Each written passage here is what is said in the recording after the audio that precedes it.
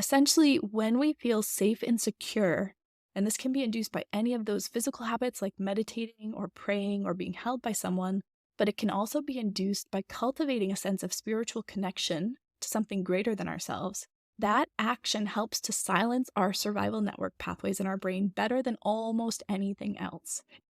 Welcome to the Parent Doctor podcast, where adults who are parents come to learn, lead with love, and grow. Hello, and welcome back to the Parent Doctor podcast. I'm your host, Dr. Marissa Caudill, and today we're going to be talking about anxiety.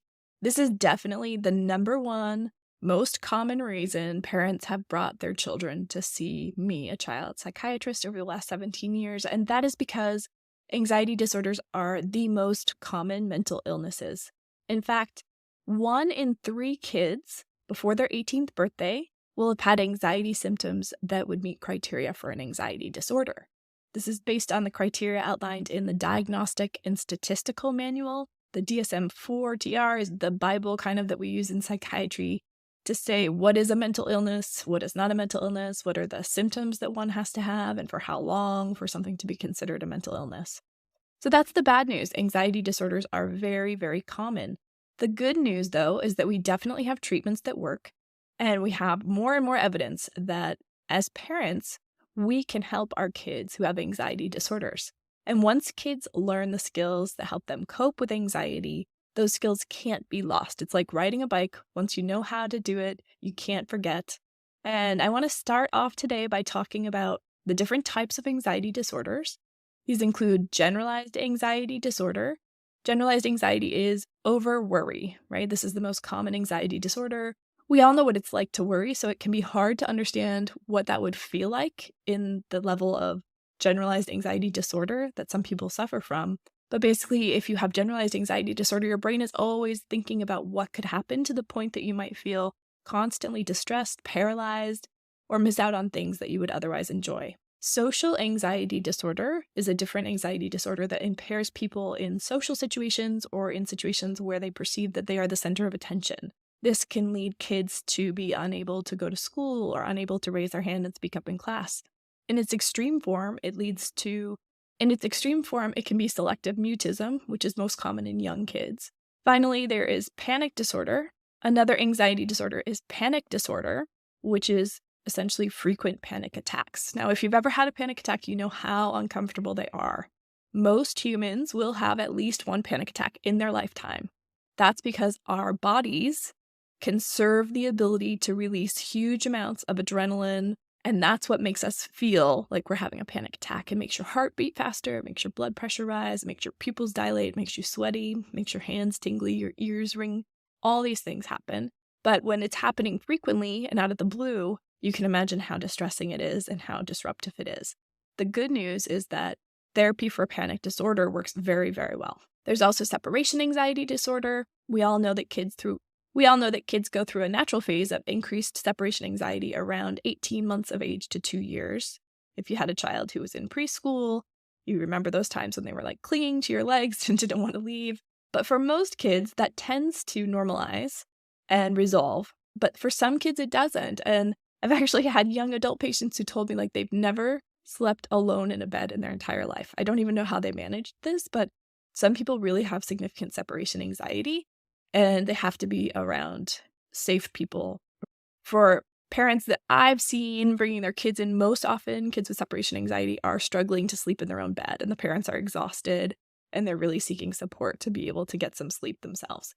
But often, too, it leads to difficulties with normal developmental milestones like your first time at sleepaway camp or your first time having a sleepover with friends. There are also specific phobias that fall under the big umbrella of anxiety disorders in the DSM. And these include just, fears of specific things, fears of heights, fears of dogs, fears of spiders. Rarely do people actually have to come see a doctor about this. Most often when I saw it, it was a child who had a medical condition that required some treatment or injections, for example, and they had a fear of needles. And again, the good news is that it's very easy to get someone to stop experiencing significant anxiety in response to their phobia trigger. But the bad news is that most people who have a specific phobia are not very motivated to reduce this. They just want to avoid, and that's how they cope. And it's possible to avoid for most things, right? If you're afraid of spiders, you just stay away from them. If you're afraid of dogs, you stay away from them. If you're afraid of heights, you just don't go to high buildings. But if that is something that's bothering you that you want to reduce, you can definitely make it better. All right, before we get further into today's episode, I want to remind you all that I have some free services that might be of interest to you. If you haven't yet signed up, you can go to theparentdoctor.com. That's my website, and sign up for my free newsletter. It comes out every Wednesday. And I also have a free monthly book club that happens on the third Wednesday of each month at 12 p.m. Pacific. You can sign up for that as well on my website. And I would love to have as many people as possible. Please share that resource. Each month, I choose a book that I find interesting that relates to our lives as parents. You don't have to read the book. It's the best kind of book club. And so I will just summarize it for you and also give everyone who signs up access to the replay and an actionable PDF document that's kind of a summary of the book. Okay, now I would like to go into Oprah's 3 questions to help guide this episode, starting with what's my intention with today's episode. The second question is what matters, and the third is why is it important? So beginning with what is my intention today is to help you as parents be aware that anxiety disorders in kids are very common. And for that matter, they're also very common in adults. But in kids, they're very common. They can be challenging to deal with, but there are lots of tools and resources for you as parents. I mean, there are entire podcasts and entire books written about helping parents whose kids have anxiety disorders to support their children. So I do not mean for today's episode to be comprehensive, but I hope that it will be an introduction for all of you to help understand that anxiety disorders are common, they're normal, and there are plenty of resources at your disposal for yourself as the parent and for your children. What matters is understanding that anxiety disorders are on the rise. Among teens, they are more and more common, especially among teen girls. And I think it's important to think about how we as parents can help support our kids to be less likely to have anxiety disorders and how to cope with anxiety symptoms when they arise. What is important is, again, knowing that the resources exist and are out there for us, knowing when to seek professional help, knowing when to consider a psychiatric or psychological evaluation for your child. All right, so why are anxiety disorders so darn common? Well, if you think about it, it does make sense. If we think about Darwin and evolution and survival of the fittest, our human ancestors, those of them who were with it enough to imagine all the bad things that could happen to them, and then take precautionary steps to, build their homes or shelters in a safe place and sleep and move about in places that were generally safer, those are the ancestors who survived to pass their genes on to become us. So as a result, the pathways in our brain that are the survival pathways, this is the lower part of the brain, the more primitive part of the brain, the amygdala and the limbic system. These pathways instantly kind of look at all of the things that our senses bring us and determine whether we are safe or not. And without thinking about it, these pathways act very quickly to make us act. In fact, the lower pathways in our brain, these survival pathways, are 5 times faster in their neurological communication with each other than the pathways in the more logical, thoughtful part of our brain. So the pathways that think about things and ponder things and compare things are not the things that are in control when our senses are telling our lower brain that we're in danger. Physically, these processes happen in different places in our brain. The thinking, the pondering, the logical stuff all happens in the top of our brain, the prefrontal cortex, whereas the survival pathways happen in the more central, deeper, lower part of our brain, like I said, the amygdala and the limbic system. Now, Dan Siegel, he refers to the prefrontal cortex as the upstairs brain, the downstairs brain, the limbic system, and the survival pathways as the lower brain. I like the upstairs brain and downstairs brain analogy a lot, so I'll be using that today as well. Biologically, it's proven that the downstairs brain pathways, as I said, signal faster than the upstairs brain pathways. What does that mean for us? It means that as we go about our days, we're always going to be signaled and triggered by things in our environment that make us feel unsafe. And we can't really change that. That's the bad news. Our brains are wired to keep us alive. Survival is the goal, the singular goal of our brain. Everything else is secondary. But the good news is we can work on what happens after those survival triggers happen. And that's really what all of the treatments for anxiety disorders work on, how to handle it after the alarm goes off, basically. And it's also what spiritual connection can really help with, to build the muscle there, to build that space between the trigger and the reaction or the letting go. So let's talk about what causes a person to have an anxiety disorder versus to have the experience of feeling anxious, which all of us have, right? But not necessarily having an anxiety disorder. There is a lot of nature versus nurture in this, right? There's not just genetics, there's not just one gene for anxiety, but there are many genetic factors at play. If you have a propensity for anxiety in your family, if a lot of people in your family, like your parents, are both anxious, then yes, you're more likely to have anxiety as well, have an anxiety disorder, excuse me. And so there's some degree of this that is hardwired into our brains by our genes. But there's also a very large part of our experience as we go about our life that's determined by the environment we find ourselves in. I refer to that as basal sympathetic tone. And that basically means like how keyed up is your brain? How quickly do triggers from our surrounding environment make us feel like we are in danger? And that's different for all of us. And one of the ways you can sort of assess this for yourself is something called the ACEs questionnaire. That stands for Adverse Childhood Experiences Scale.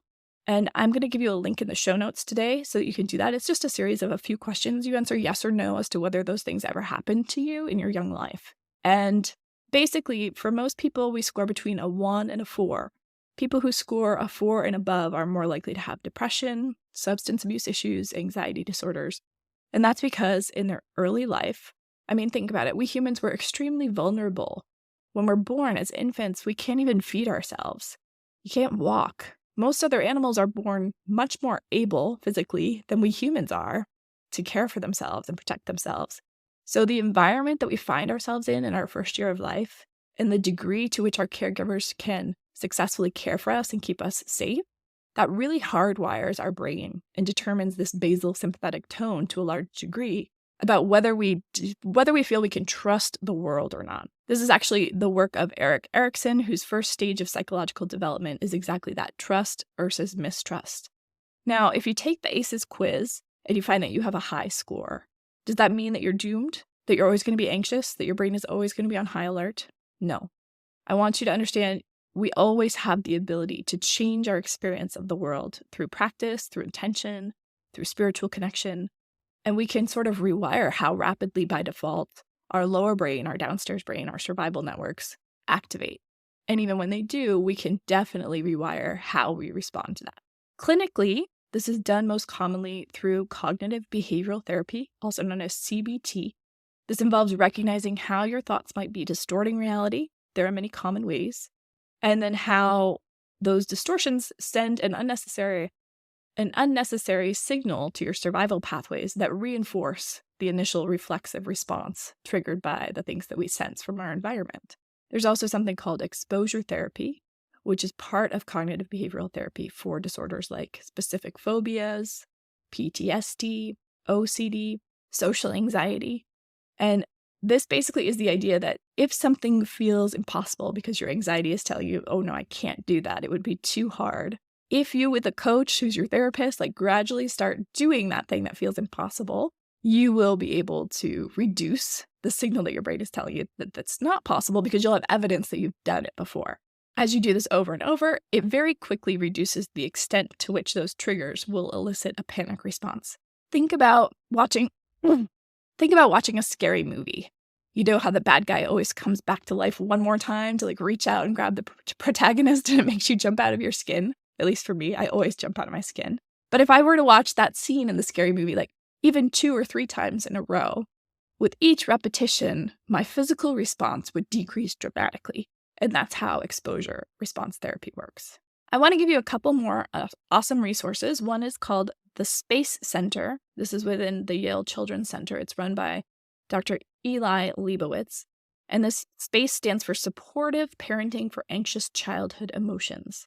This is a program that Dr. Leibowitz has created where he helps the parents of anxious kids understand how to stop accommodating their child's anxiety. And he's shown through his research that working just with the parents of kids who have anxiety disorders is as effective as having the kids themselves in therapy. That's pretty amazing, right? And that's great news for us as parents. It means that we have a lot of power to positively influence our kids if our kids are anxious. Even if you have a child who isn't willing to go to therapy themselves, even if you don't have access to a therapist, if you are willing to put in the time and educate yourself and learn how to change your response to your child's anxiety in order to help them have less anxiety going forward, you can absolutely do that. These resources are freely available to you.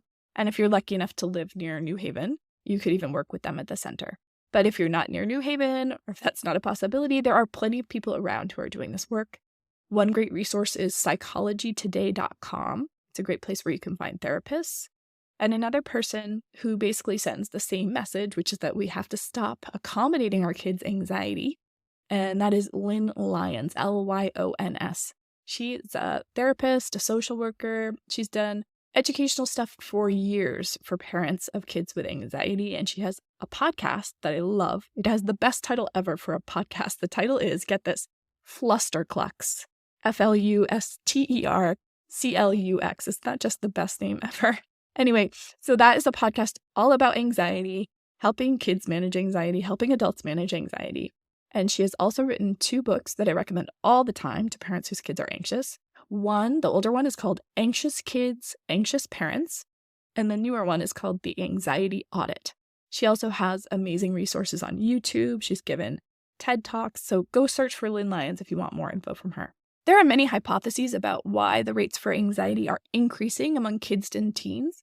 One of these is increased academic and social pressures. There is a researcher by the name of Suthia Luther, and she works with Lisa Miller, and they've both done research showing that in affluent suburban communities outside of Boston, New York City, and San Francisco, there are actually increased rates of anxiety, depression, and substance use in the wealthy children that they've assessed. The thought is that this is because of the high academic standards that these kids are facing and the performance pressures on them. And there have been other books written about this recently, too. If you think about it, I think it makes sense. For me, at least, here living in Los Angeles, where there is definitely a culture of competition among successful, affluent families. They want the best for their kids. It's not ill-intended, but there's definitely conversations that are happening when kids are like 4 and 5 years old about how they're going to get into Stanford. And it's a lot of pressure that the kids feel. As a result, the kids are kind of stuck because when they're doing well, they can't relax and feel proud because there's always this sense that if they don't keep it up, they're going to fall behind. And when they're doing poorly, there's a sense that they're behind and they're never going to catch up.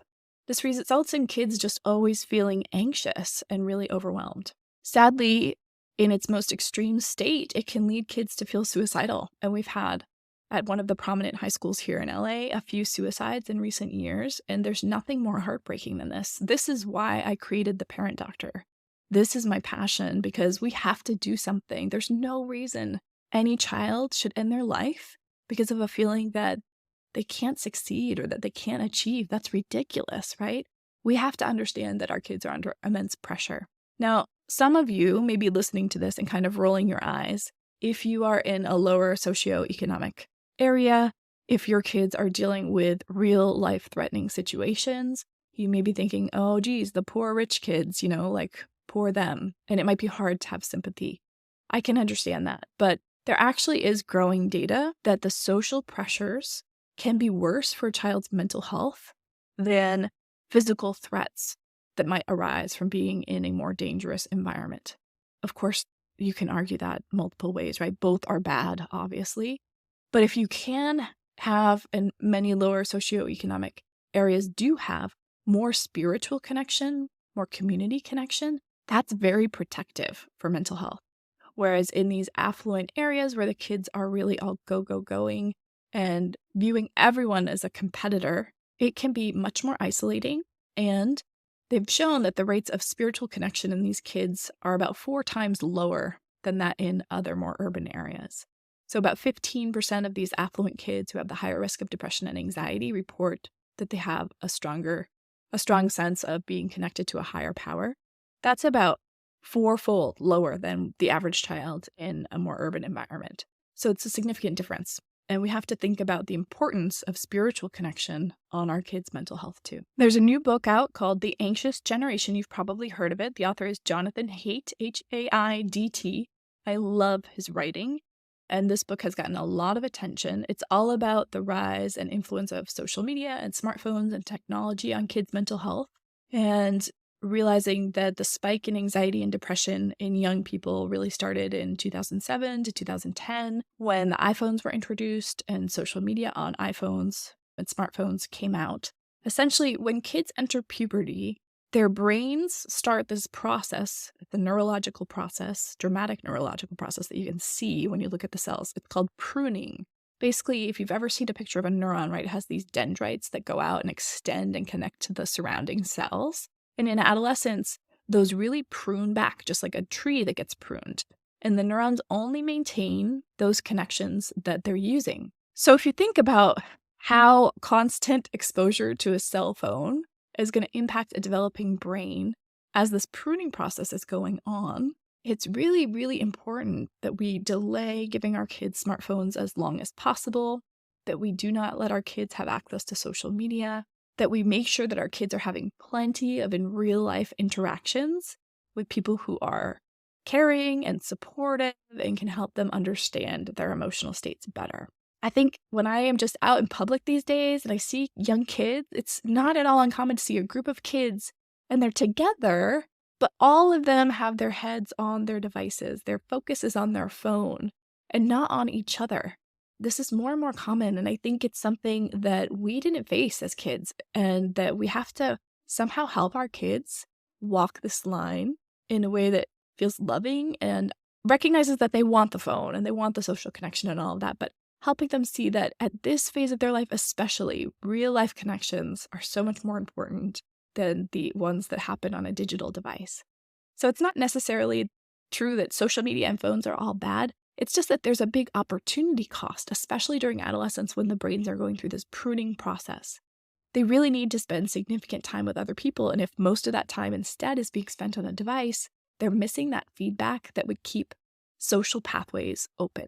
It's been shown by Dr. Albert Moravian, he's a professor at UCLA, that when we're communicating with someone else and trying to convey like or dislike to that other person, 55% of our communication comes in the form of our body language and facial expressions. 38% comes from our tone of voice, and only 7% comes from the actual words that we're speaking.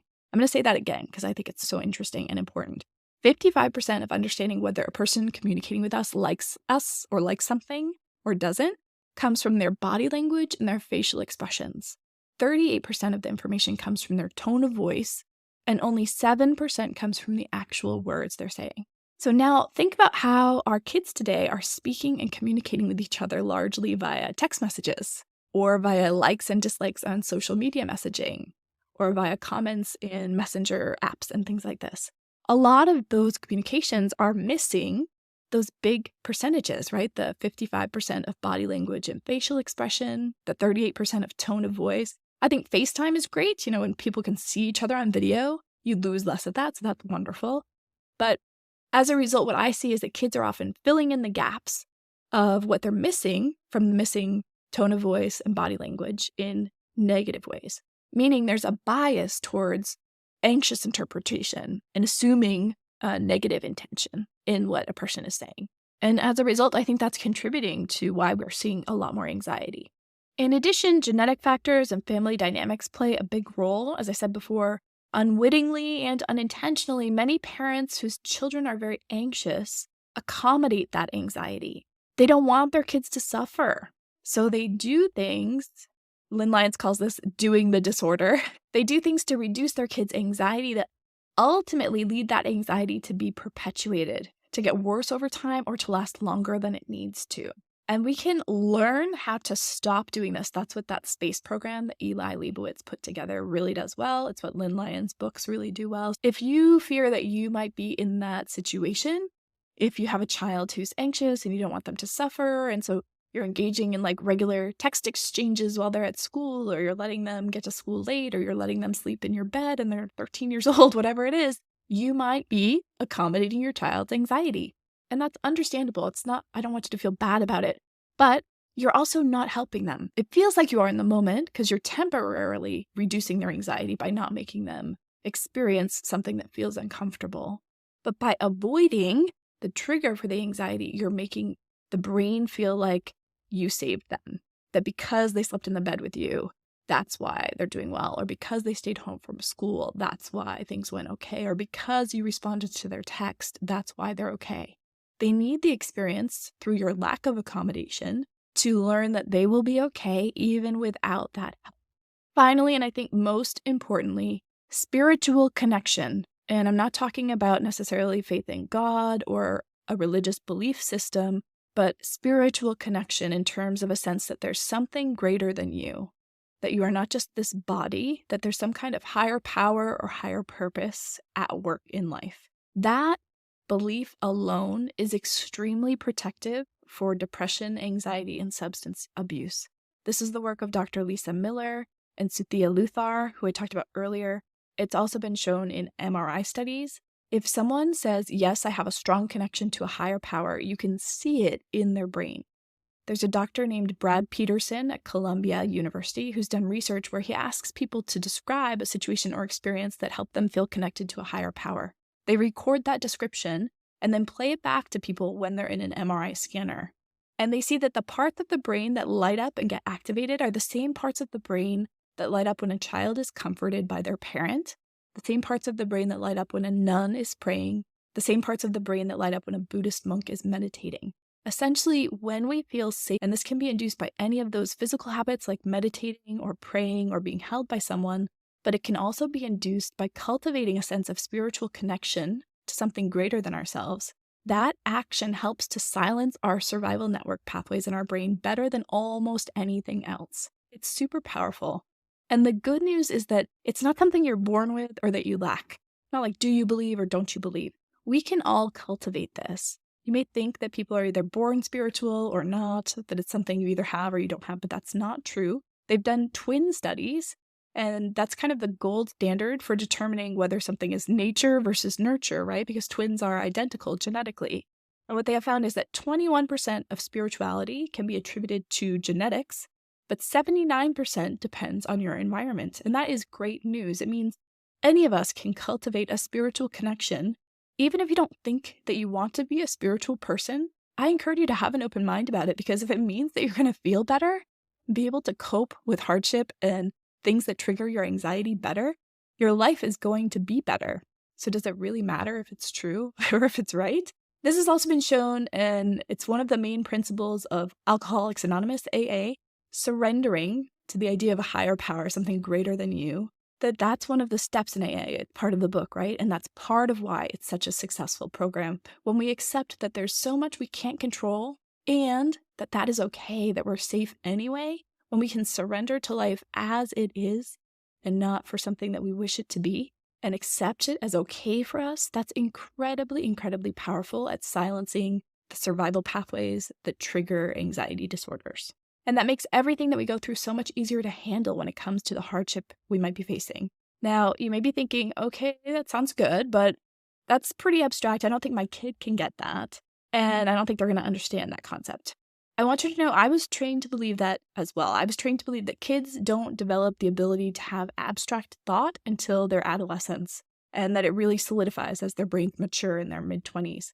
But since then, I've come to realize that kids can actually understand a lot about this concept if we explain it to them in relatable ways. My kids are 7 and 11, and I've talked to them a lot about the fact that they are not their thoughts. They are the observer of their thoughts, and they understand that concept. I've talked to them about the analogy of their true self being like the player of a video game, and both of them play video games, so they understand this concept. And then that their body is kind of like the body that's going out in the world and talking to people and experiencing things and having feelings. That's like the avatar in the video game, whether that's Mario or Kirby or Zelda or whomever. And that's what life is, right? We're going through life kind of like an avatar in a video game, and we can spend our entire life from the point of view of that avatar, suffering as things get thrown at us and as we are waging battles with whomever. We perceive all those threats and slights and wrongs that the avatar goes through as our own. Or we can build that perspective and reminder that we are actually not that avatar. We are separate from it. And we can spend some time every day realizing that our true self is the one playing the video game, the one behind, the one observing. So our true self, and this is the spiritual stuff, right? Our true self is the observer of everything that we go through, of all of our thoughts, of all of our feelings, of all of our anxious feelings. And that's so powerful. Because no matter what happens to the avatar in the video game, no matter what happens to your body, no matter what people say to you or do to you, you, the real you, is untouchable. You're safe and you're okay. And that concept is extremely, extremely powerful and extremely, extremely protective. More protective than any medication to treat an anxiety disorder, more protective than any therapy to treat anxiety. It is where it's at. And it's a shame, I think, that psychiatrists and therapists, we don't utilize this idea more. Because as I said in episode 1, we're trained to really think about mental health, mental illness as a biopsychosocial model, meaning biological. What are the genetic risk factors? What are the medications we can use to help this? Social. What are the social issues that we can treat? And of course, that's very important. If someone doesn't have access to basic needs like food, clothing, shelter, their survival brain is going to be on all the time, and it needs to be that's appropriate in that situation, right? So until we can help with those social issues, we can't expect that someone's anxiety is going to reduce. And then there's the psychological as part of the biopsychosocial model, and that's the things that we've talked about that do help, like CBT, helping you learn what are your cognitive distortions, helping you recognize those and helping you rewire those and feel safer. Those 3 things together, the biopsychosocial model, they do help a lot. But without the spiritual piece, no one gets lasting peace. No one gets lasting relief from anxiety. And it's possible to have permanent and lasting relief from anxiety with a spiritual connection.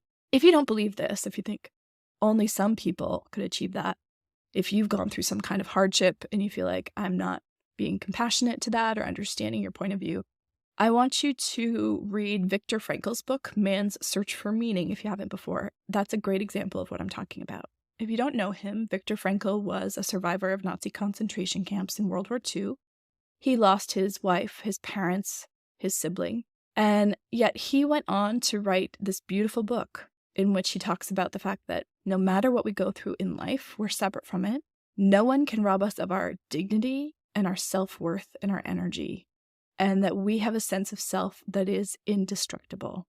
And that is so key. It's so key for people who have anxiety, because the really crappy thing about anxiety, the thing that makes me so mad about anxiety, is that anxiety disorders make people selfish. Yes, I said selfish. Why? Because when you're suffering from anxiety, when you're not living the life that is your purpose, you're robbing the world of the beauty and the strength and the gifts that you as an individual have to give. And there's only one you. There's no one else who can give the gifts that you can give. So when a person has anxiety, we're all missing out. And this is why I really think we need to do everything we can to help reduce anxiety disorders, especially in our kids, not just for them, but for the world. Because if our kids are anxious, they won't be able to contribute in the way that the world needs. If you can't leave your house, if you can't talk to other people, if you can't let your thoughts be heard, then you're robbing the world of the gifts that you were given and the purpose that your life has. All right, I want to spend the last few minutes here talking specifically how you as a parent, if you have concerns about your child, if you're concerned they might have an anxiety disorder, how you can help them. In the show notes today, I'm going to be including a link to a PDF document for an assessment tool. It's called SCARED, S-C-A. This tool has a series of questions for you as a parent and also a series of questions for your child. It will help you know if your child is exhibiting symptoms of an anxiety disorder. And I do not mean this to be, self-diagnostic. I'm not trying to help you diagnose your kid. I don't mean it to be a replacement for a clinical assessment from a professional, because it's never the full story. But it would be a good starting point if you're concerned about your child. Do the assessment, and then if the results are high and suggestive that your child might have an anxiety disorder, take those results to your pediatrician, a therapist, a psychologist, or a psychiatrist to talk about it and how you might get more support. As I mentioned before, I encourage you all, if you have an anxious child, to check out Lynn Lyon's work, Eli Leibowitz's work. There are a lot of resources at your disposal to help you. And if you're considering medication or other things, please go to my website, theparentdoctor.com, and read about micronutrients and fish oil supplementation. I recommend for all kids who have mental health issues of any kind to consider starting there before going to prescription medications. And I think we should talk for a moment, at least in today's episode, about prescription medications for kids. They can help, but I would say that any given SSRI, these are the medications we use most commonly for anxiety, things like Prozac, Zoloft, Celexa, or Lexapro. Any individual pill is probably about less than 20% likely to really significantly help a person. So often what happens is a person tries the medication for about 6 to 8 weeks. It doesn't help. Then they try a second medication. Then they try a third medication. Usually we can find a medication that will help them, but the medication, in my experience, is rarely the complete solution. It might be a significant improvement, Many times it is if we get the right medication. But sometimes there are side effects, which is a balancing act then. You're judging whether the benefits are worth the cost. And sometimes we don't find a medication that's helpful. For people who've experienced trauma, sometimes we use propranolol. Sometimes we use a medication called hydroxyzine or Atarax to help with anxiety. But one thing I never recommend for kids especially is benzodiazepines. These are things like Xanax, Ativan, Klonopin, Valium. I don't recommend them for adults either. Here's the thing, they work just like a painkiller will work if your arm is broken. You'll feel less pain. If you take a benzodiazepine, you'll feel less anxious. But sometimes you have rebound anxiety as that medication gets digested by your body. Your brain's more reactive and those circuits of survival are more active. And ultimately, it doesn't do anything to help with the underlying issue. So you're just kicking the can down the road when it comes to trying to find a solution. You're not making any progress, even though you can feel like you're getting relief. It's not lasting relief. I know there are many parents who need free resources to help you help your kids with your mental health issues, and I want to be that resource for you. If you'd like to join me in more ways, please go to my website, theparentdoctor.com, sign up for my free weekly newsletter, my free monthly book club, and soon I'll be hosting a paid subscription for office hours with me at Office Hours with the Parent Doctor. If you get on my newsletter, you'll learn more about that in coming weeks. The first office hours will be held in June 2024. So I'll talk to you all next time when we'll be talking about depression and kids. And we'll be talking about suicidal behaviors and statements, cutting, all that kind of stuff. It's a heavy topic, I know, but it's a very important topic. I hope that you'll join me. Take care, everyone. Bye.